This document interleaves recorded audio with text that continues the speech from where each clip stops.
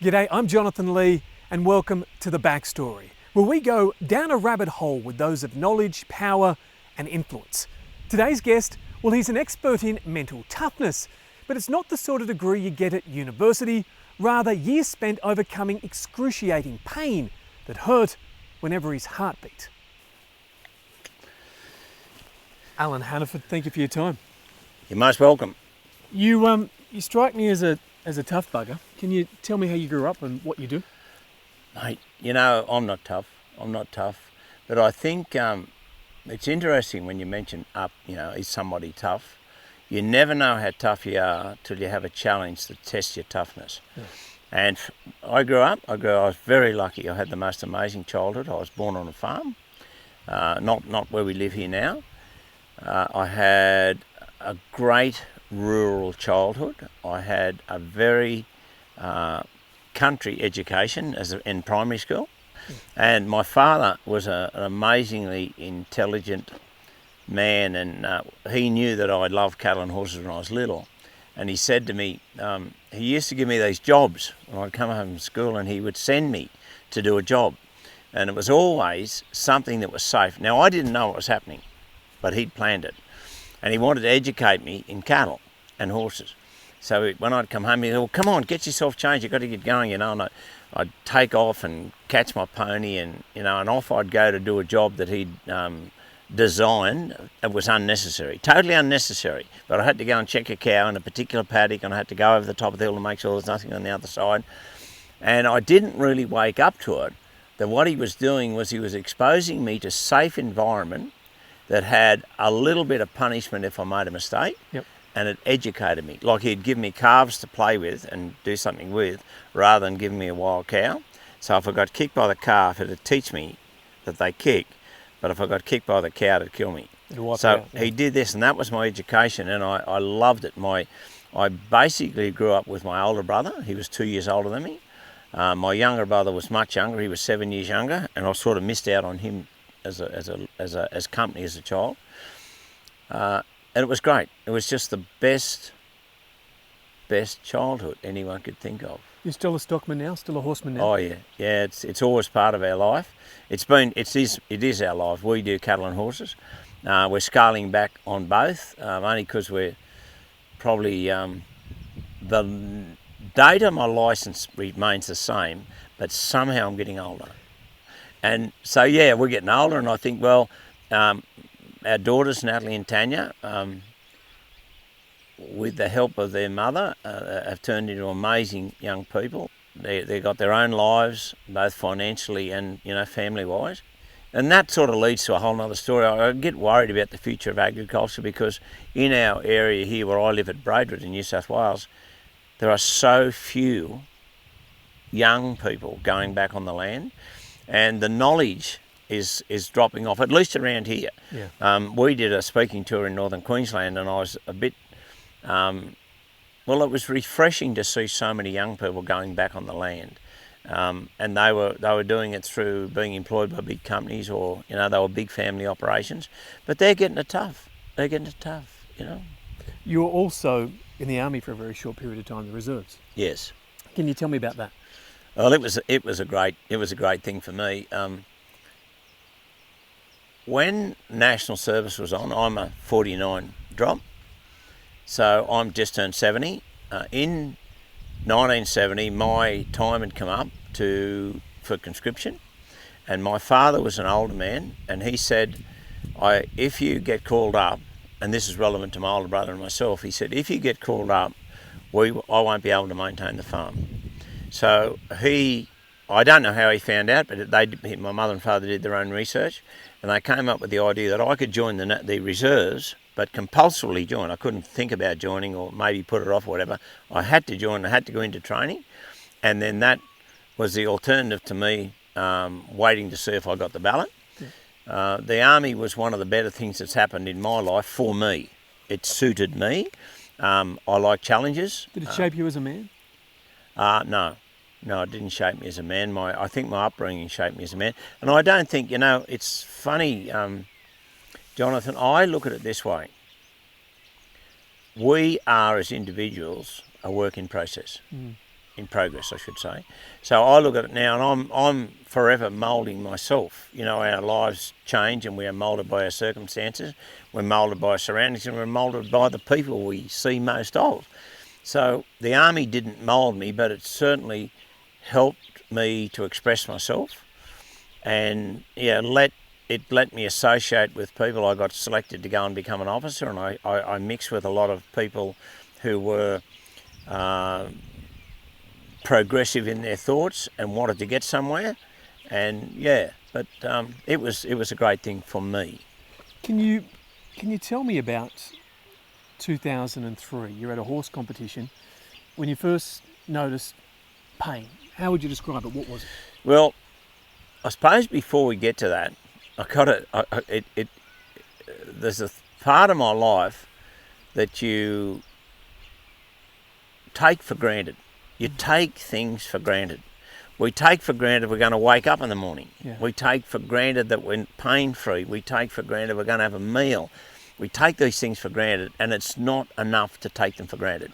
Now, I took my life for granted. I've got a magnificent and loving wife, perfect person.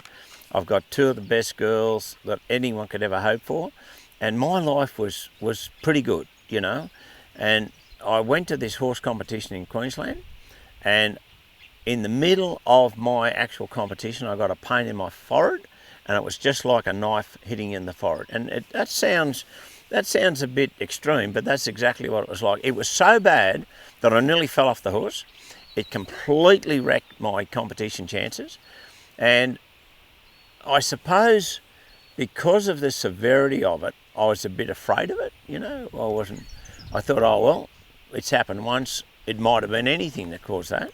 Well, it didn't happen again for probably maybe a fortnight, maybe 3 weeks. And then when it happened, almost the same thing happened, but it happened in a different spot. It happened just below my right eye. Yeah. And the pain was the same, sharp. So that's really when the whole thing with my encounter with trigeminal neuralgia started. How long did the pain last?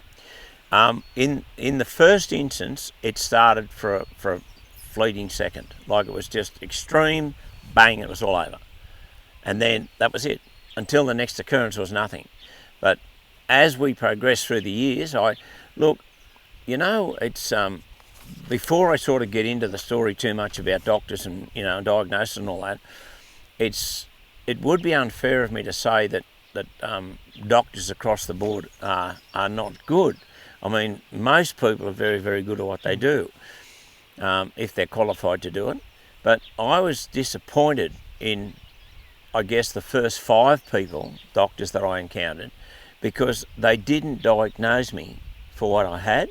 And mind you, this is a fair way down the track. This is like 18 months into it when I got back. I went and talked to people. So my first 5 doctors were in the first 18 months. And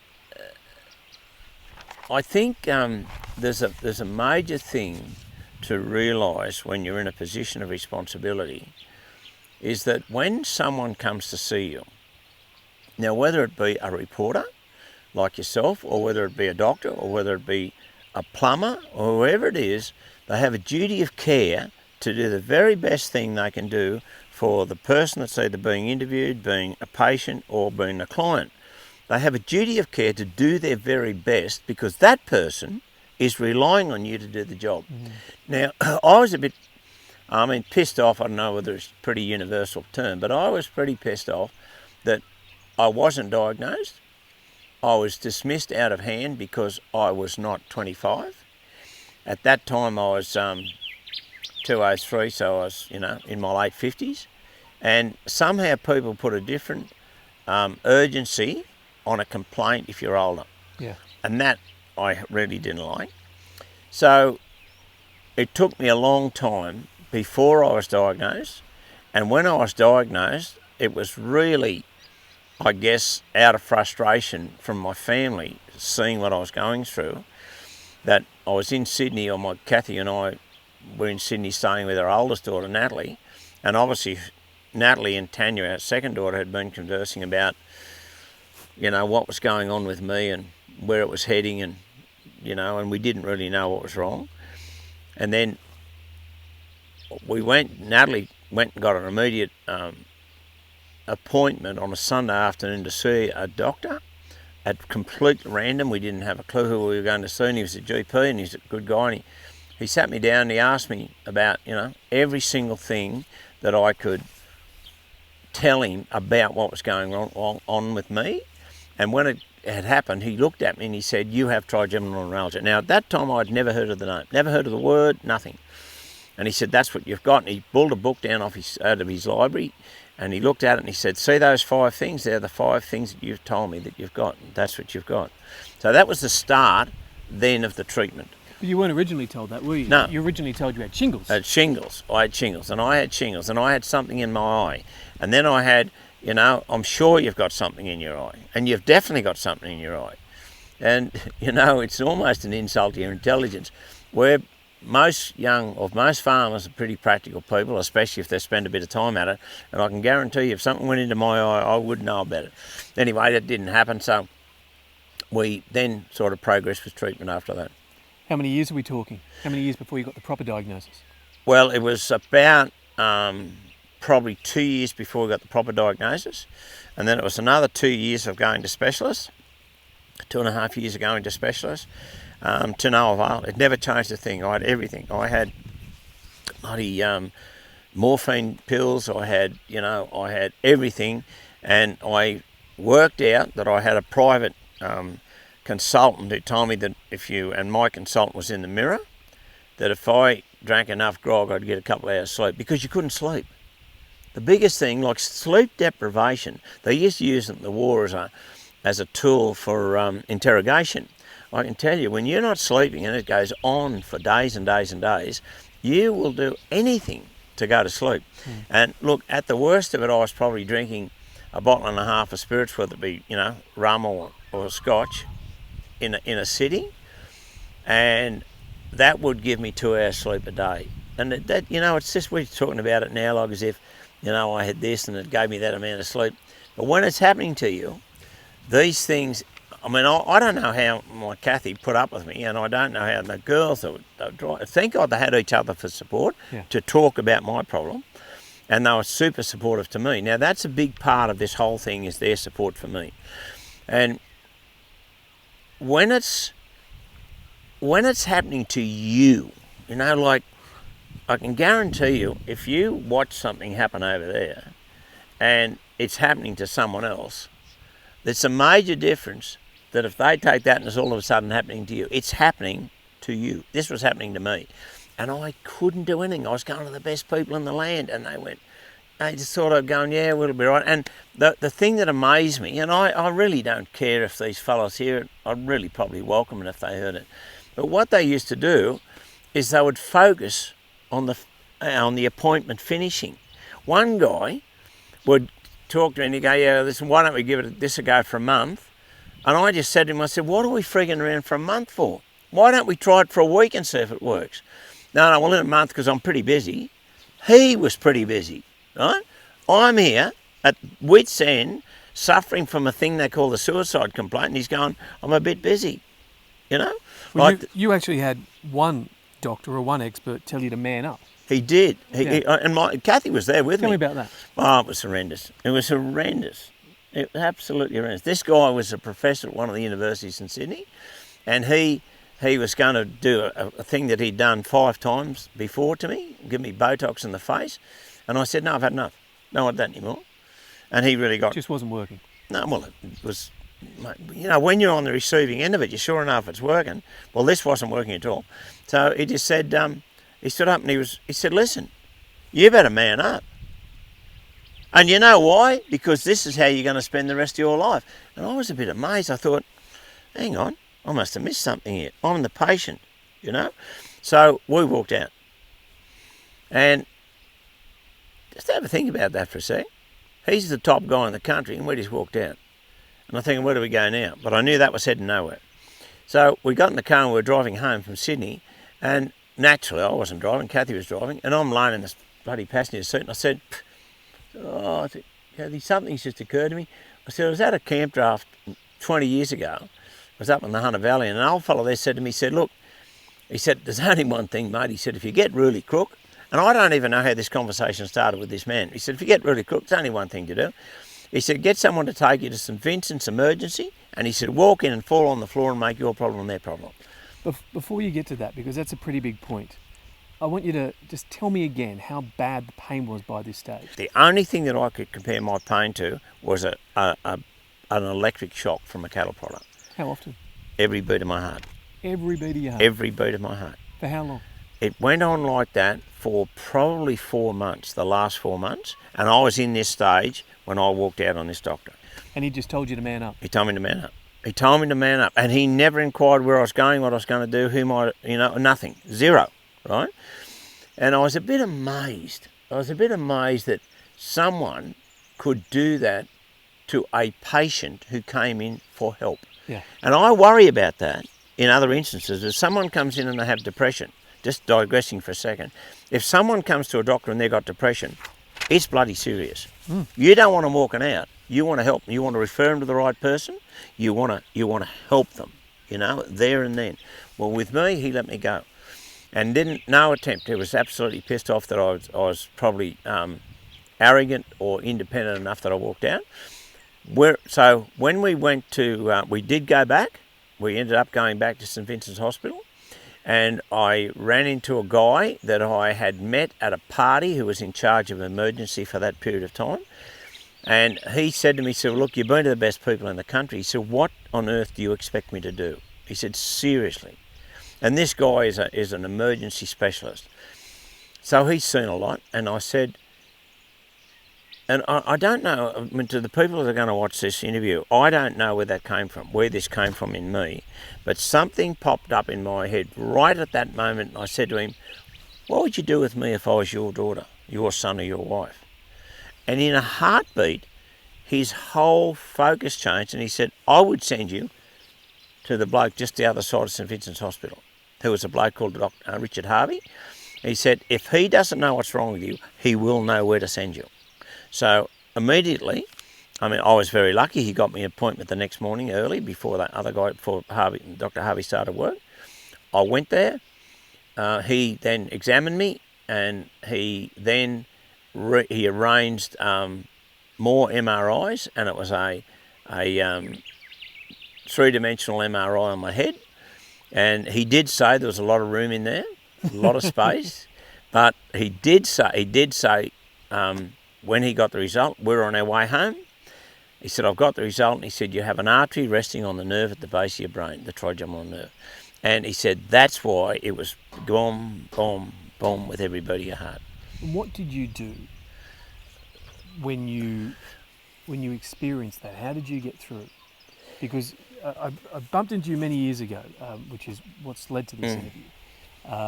And you told me that you had to break the day up into 5-minute sections, I think you said. Yeah, that's right. How did you do that? Well, it's amazing what happens with necessity and availability. When I would sit down at night and Kathy would the family would go to bed and go to rest, I'd sit there, and in our lounge room at that time, the TV was in the corner there. Up on the wall there was a very clear big clock, and over here was the fire. So I looked at the clock. This is probably 4 months before I was operated on. I looked at the clock and I thought, I'm going to think about something intently for 5 minutes. And I did it. I thought about something intently for 5 minutes. And I thought, I can think about that for another 5 minutes. And when I did it, it took my train of thought away from the pain. Even though it was so bad, I still focused on getting to that 10 minutes. So when I did that, I thought, if I break up my day into hours and 5-minute intervals, I can get through the day by thinking, concentrated thought on getting past those 5-minute intervals. So you're just trying to exist, you're just trying to survive. And my motivation, and I always firmly believed, and so did my family, that we would find a cure. Yeah. Now, mind you, that took a back step, and old mate told me to man up and not get out, but I left. So I said, I thought that, and I thought, when I worked that out, you know, there's the old saying, how do you eat an elephant? A little bit at a time. Well, this is what that was. And my only aim was to spend time, because in my mind, over there, in the undefined future, was my cure. Yeah. Right? Now, it's called a suicide disease. And don't worry, it would be unfair for me to say I never thought of suicide, but I didn't think about me committing suicide. I thought about it because I read it and it came up, this is the suicide disease, and I thought, well, I can see how. Yeah. So I'm not going to allow myself to get to that point. And if I felt really bad or really lonely or something, then I'd make sure I spoke to Kathy, or I had a couple of mates who I included, but not to the extent of my family. Meanwhile, every second of every day, your It was on. heart is beating. It was on. That Yeah. nerve is touching the artery, and it's getting you. Like that. It's hard to believe now. It's hard to believe, but when I went to, when we got diagnosed, and the actual complaint was pinpointed. Dr. Harvey told me, he told me who he'd make an appointment, who he recommended. So we made the appointment. I went in. He said, well, look, he said, I can operate on you, but he said there's a 40% chance you'll die. Now, he said that's built on statistics. And it's amazing. And to give you an indicator of how bad the pain was, I never thought for a second that we wouldn't have the operation. Think about that for a sec. You've got a 40% chance, so we're not far off 50%. And I never thought if for a minute. that was a lotto ticket, you'd buy one. Yeah. Oh, you'd be in, wouldn't you? 40%, I'm a fair chance of winning this. Yeah. Or losing. So I thought, it's nearly 50-50. But it never came up. And there's another thing. With the doctor that told me to man up, do you know one of the things that really disappointed me was I trusted him, because he was the boss man, right? He was the best, and I trusted him. And in life, you will never be hurt or disappointed by someone you don't trust or don't love. You will never get hurt by him. So I was quite offended. Not only was I bloody properly pissed off, but I was offended that someone would do that. So then I went to see this Dr. Tim Steele, and he was a neurosurgeon, and so we went through that, the 40% chance of failure and all that. And I mean, they're obliged to do it. So I applaud the fact that he at least talked about it with us. And then he said, I just can't fit you in for a while because I've got a lot of bookings. And he said, but we do have cancellations, right?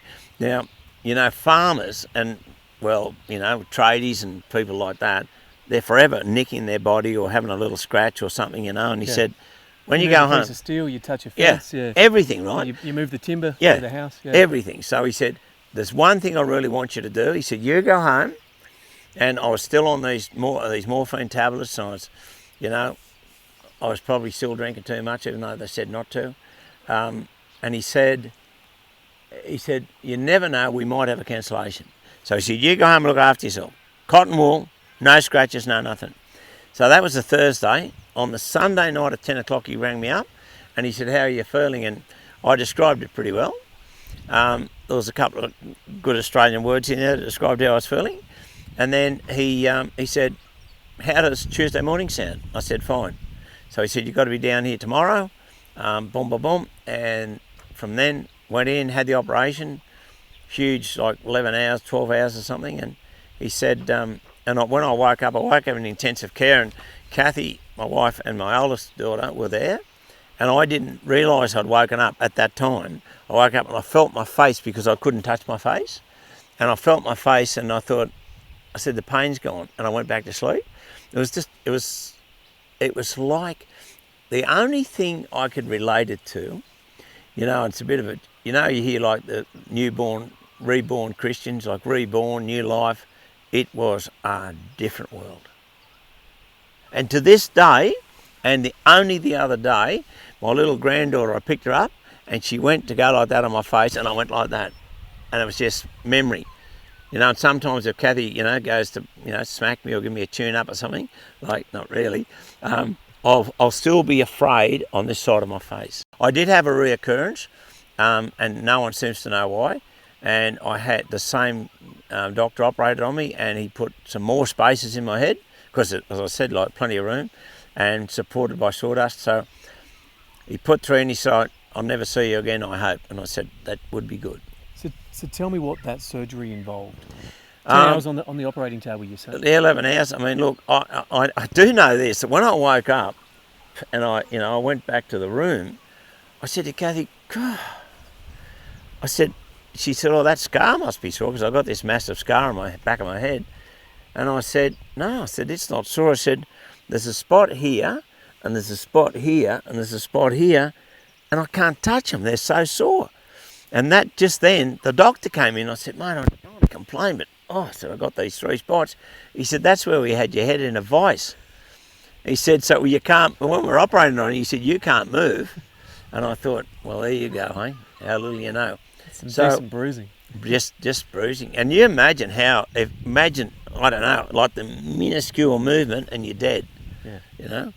Anyway, so it's all over and now I imagine your body would have been involuntarily flinching and doing all sorts of things. Yeah. Wouldn't like to see it on film though. So when it finished, it took a while to actually realise it was over. You know, and the girls were so thankful, and they just, wrote letters to the doctors and did all sorts of things, and they were good. But the whole thing in my survival was not about me, it was about the support I had. Now, I had the support because, we're a pretty close lot. Now, I tell people today, because we go around the country and talk to thousands of people, and I tell them, get your life, plan for your worst period of time when things are at their best. So get your best mates, get them sorted out, know what you would do if something goes wrong. It's not enough to be aware. You must have an action. When I'm finished and I finish speaking with crowds of people, I give them an action. I say, go home and you do this, And people, Jonathan, pick. It's interesting things that come off this. And I know you've probably got 20 questions, but I've got 500 answers. You're moving through them pretty quickly at the moment. There's one thing that I think is vitally important. And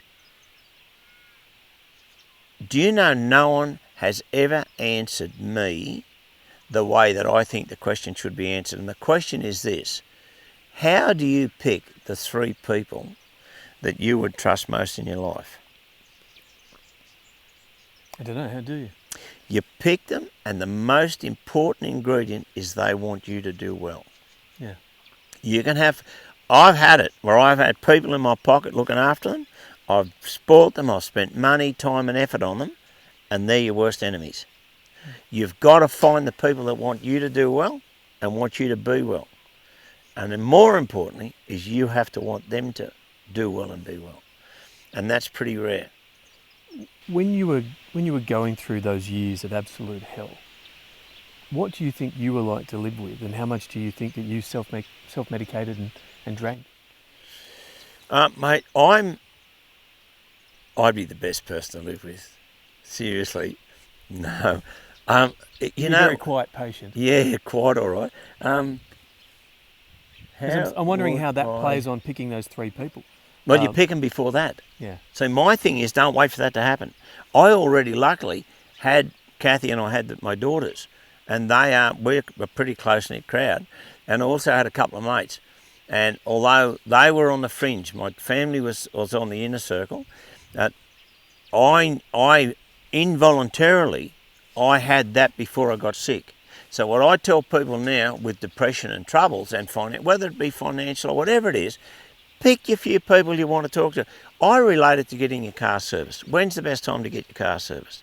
People go, when you got time, when you can get it booked in. The best time to get your car serviced is when it's going well. Because then you're going, if something's drifting off towards it's going to be a problem, they'll fix it. They'll put it through the scan of the computers and they go, this is nearly buggered, that's nearly buggered. Get it all fixed, it's not going to break down.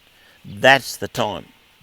When I listen to your story and how many doctors you spoke to and sought help from, and those that ended up helping you, when you went to St. Vincent's, You knew the expert who was going to be on, and you knew you wanted to make your problem his problem. And he referred you to somebody better, and eventually that person sent you back to somewhere else you needed to go with a lady that you otherwise wouldn't have got to. Does it worry you that throughout this, what your treatment all seemed to come back to was that old bugbear or that old human characteristic of it's not what you know but who you know? Oh, yeah. In the end, that the ones that helped you were the ones that you knew of, not the people that you went to as professionals that you sought assistance from. You know, mate, that is a very, very good question. And, you know, unfortunately, I believe that it's true. I believe that the fact that I asked to talk to that particular guy at St Vincent's Emergency, that was the turning point in the whole thing for me. And you asked him to treat you like Yep. somebody that he knew. Yeah, but where that came from, I don't know. I said it, but it was an Survival. amazing question. Yeah. It was vital in the whole thing, and now I tell people, like, if you want to make a decision about something, if you want to make a decision about something, pretend it's yours. Pretty easy. People, I've judged a big lineup of mares once at a show. There was like 50 mares to judge, and I had to pick, 1, 2, 3, 4, 5. And the fella, there was an old fella there, and he was a bit of a smarty, a professional man, not in horses and everything else. And he came over and he said, I want you to tell me why you picked the mare to be first and why you picked the mare to be second. And when I told him, and he said, I'm amazed that you actually were looking for something. And I'm looking at him and I thought, that's a funny thing. He said, so to you, is it easy? I said, it's very easy. But I said, there's something I haven't told you. He said, and what's that? I said, I just picked the one I want to take home. The mare. That's it. Yeah. So if someone said, there's 50 mares, you take the one you want to take home. Pick the one you want to take home and you can take home. I said, that's the one I'd give first. Then when I've picked her, I pretend she's not in the equation. And I do the same to the next one. I pretend that one's not in the equation. It's easy. Yeah. There's an amazing thing though. We've got to be careful, because remember this, in everything I think it's true, no one wants to hear the truth. And if they hear it, they want a lot of gravy with it. They don't want to hear the truth. And you got to be, I fall out with people because I tell them the truth. You tell the truth. Don't, if you'll be giving a talk to a heap of people, and I'm not really cared whether I go away and they all love me, but I certainly want them to respect me. I want them to think that I've left with something, I've left them with something when I walk out. I haven't left them with just an idea or something. I've left them with something that they can go and do, or at least they can go and try. I'm a big believer in the man in the mirror. My father always talked about the man in the mirror. He said, it's pretty easy. He said, go and have a chat to the man in the mirror. And I was probably my early teens at the time, pretty hard to get a kid of that age to listen. But he said, just, when you go into the bathroom, he said, just shut the door. He said, have a yarn to the man in the mirror. He said, you'll know if things are right. You'll know if you're happy or not. You'll know what's wrong. He said, because he won't tell you any lies. And I tell people, listen, I remember distinctly being in a speech in the Northern Tablelands, and Kathy and I had finished. It was really late, and we were staying at a motel at Armidale, and 6 o'clock the next morning, middle of winter, white. Cockatoos were frozen, right? Like it was cold. So the phone rings. I grabbed the phone that's bouncing across the bloody thing, and I thought, oh, geez, who's ringing it now? And I looked, and I always hate the real early or real late phone call. I think something's wrong. So this lady who had been it the night before rings me, and she goes, I've just had the most amazing couple of hours. And I thought, anyway, she's going to tell me about her sex life, or, she's just discovered a new recipe for bread or what. And she said, I have just been in the bathroom and I've had the most amazing discussion with the person in the mirror. And she said, the only way I can describe how good it was, I had to go and get a notebook and pencil. And to write it all down. She said, I came up with stuff that I didn't even think of myself until I saw it. And there's another great thing, and once again my father told me, and he wasn't a computer man, he was just basic, simple, factual. He said to me, if you ask your mind the right questions, often enough you'll get the right answers. But be honest enough to ask the right questions. Except when you get the answers you don't want. That's not the point. You've got to ask the right question. When you get the answer, it mightn't be the one you want, but it might be the right one. To connect the dots, they eventually removed the nerve from touching Yep. the artery. Stop. Yes, separated them. They separated them. Then when you had the relapse, Yep. they had to separate them further. Yep. Have you had it since? No, nothing. Haven't had one thing. And in the sort of pre-op discussion, the doctor said to me, he said, look, you could have some downsides. We might, affect a nerve, and you might get a bit of a drop in your face, or drop, yep. And I thought all these things. And there's only one little thing. Sometimes, if I talk too much, which never happens, I'll have a little tiny dribble. Yeah. In my just there, and you get a bit embarrassed, and I can whip it away because I'm used to chasing flies. What did that experience and that ordeal in trying to survive, what did that teach you about mental toughness and resilience? All right, they're good questions, mate. I'll tell you, the first thing it taught me was humility. It taught me humility. It taught me the reality of being animal in my body. I'm an animal, right, with slightly higher intelligence than a dog. So that's the way I look at. That's the first thing I thought. And when I give talks now, we'll get to your question, but it's a long way around.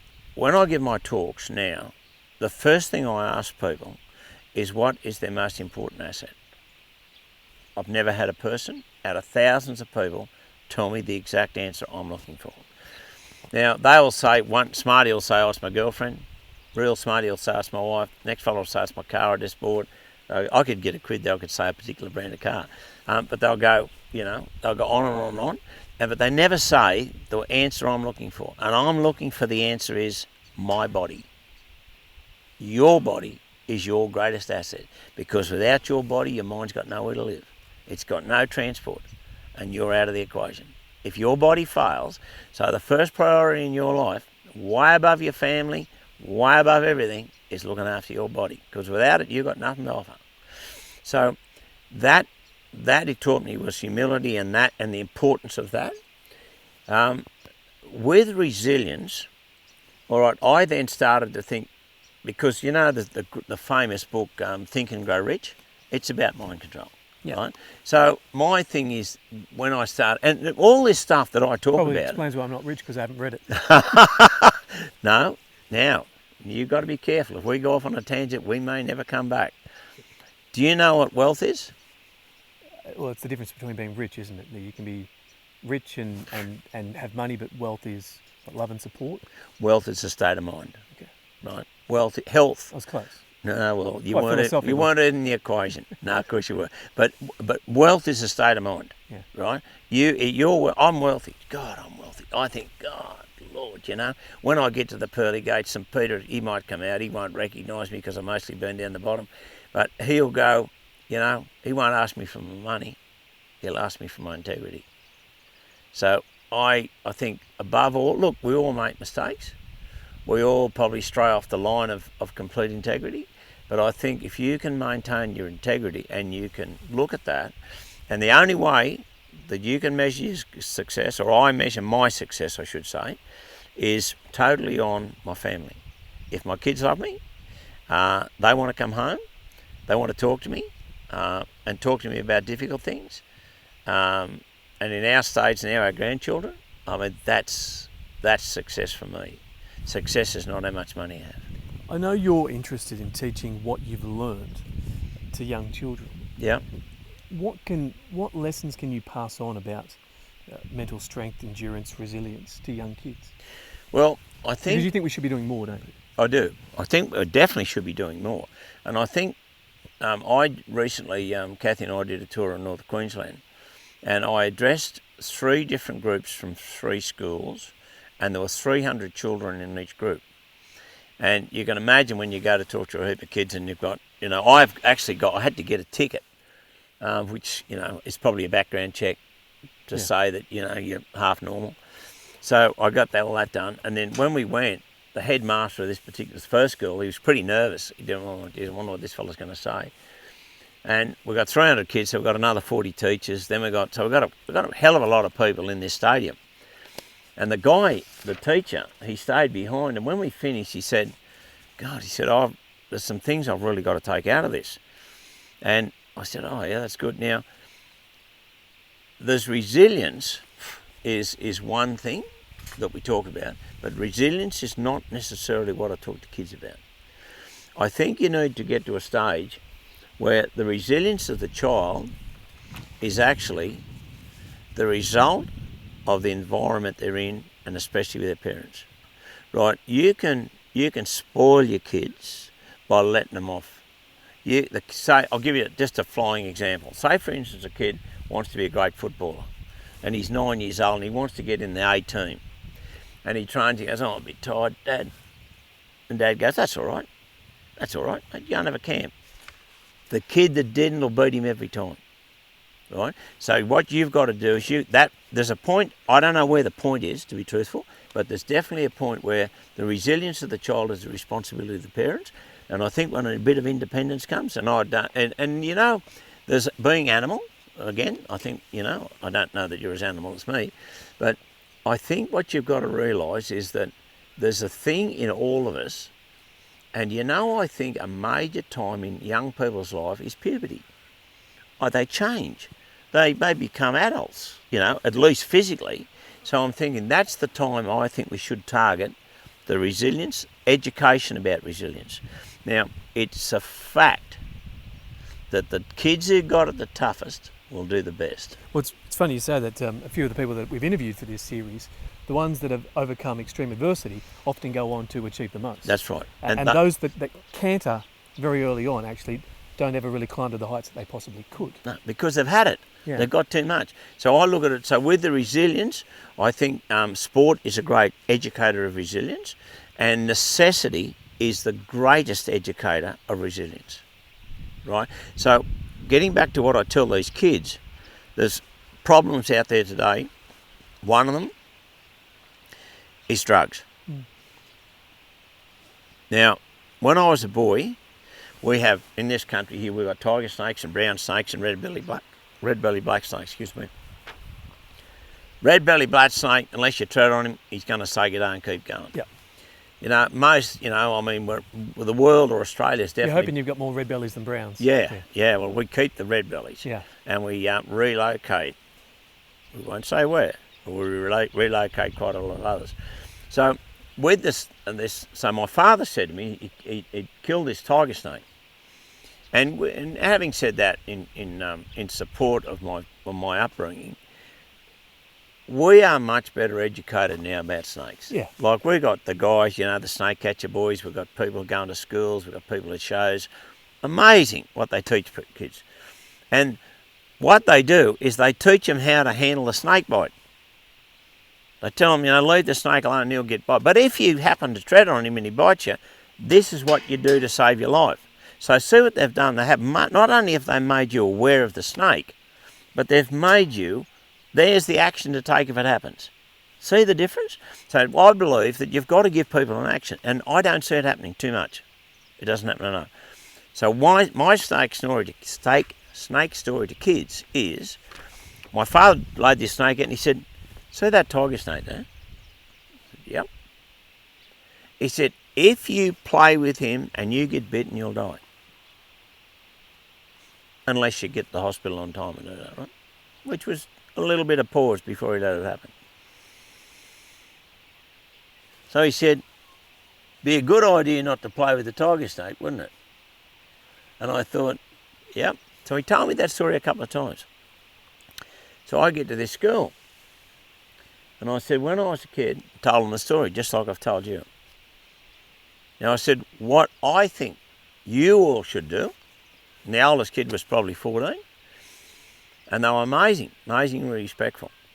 And I said, I think what you should do is treat drugs like that tiger snake.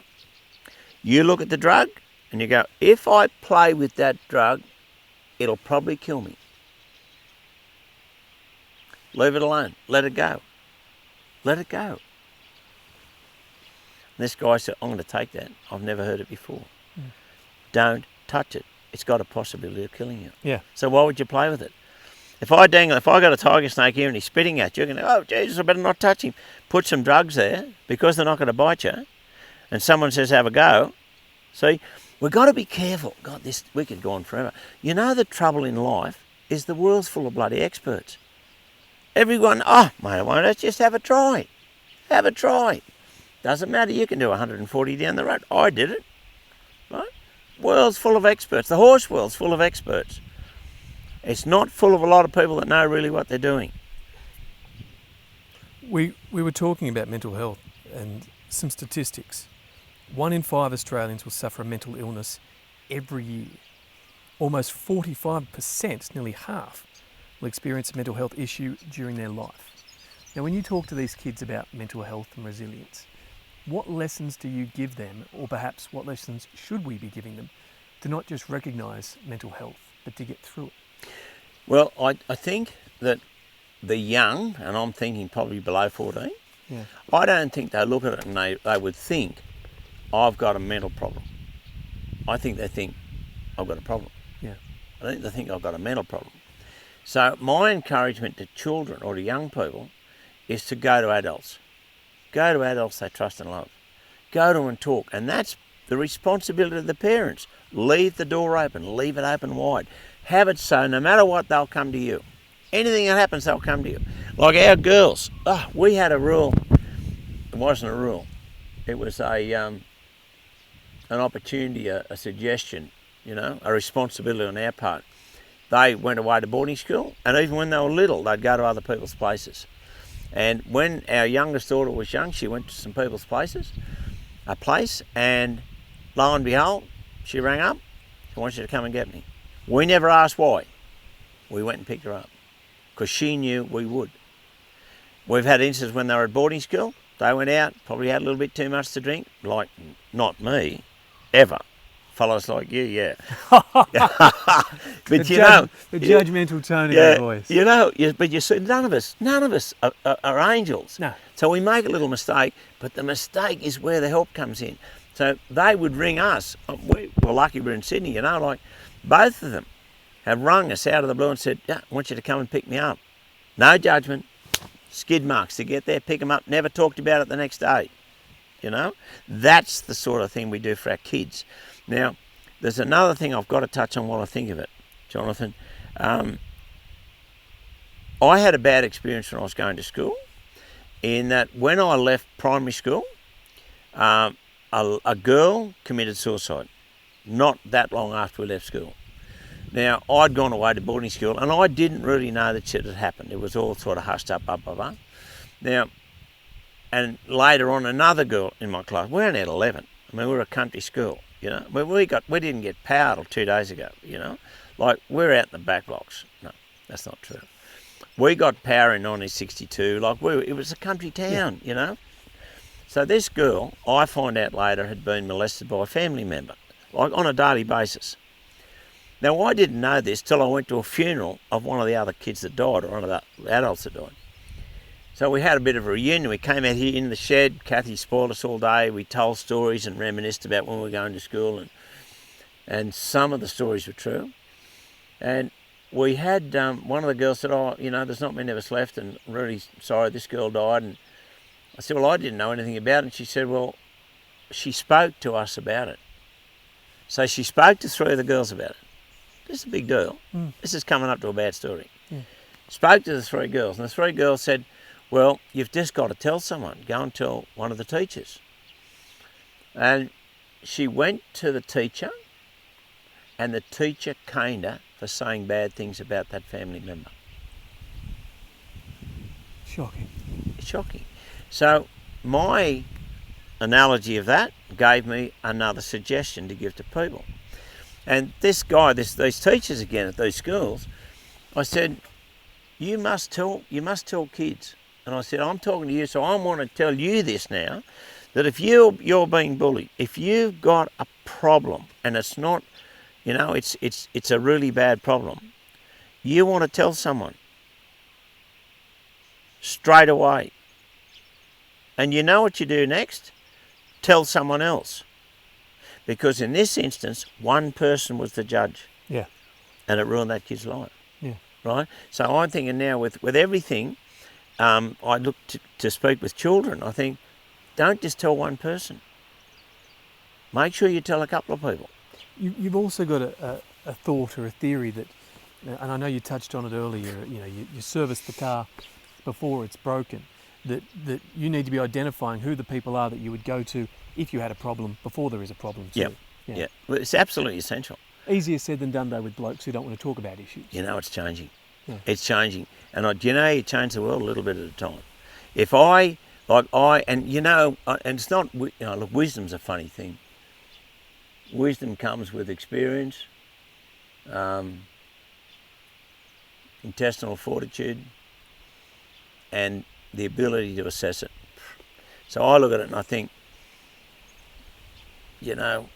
it's bloody complex.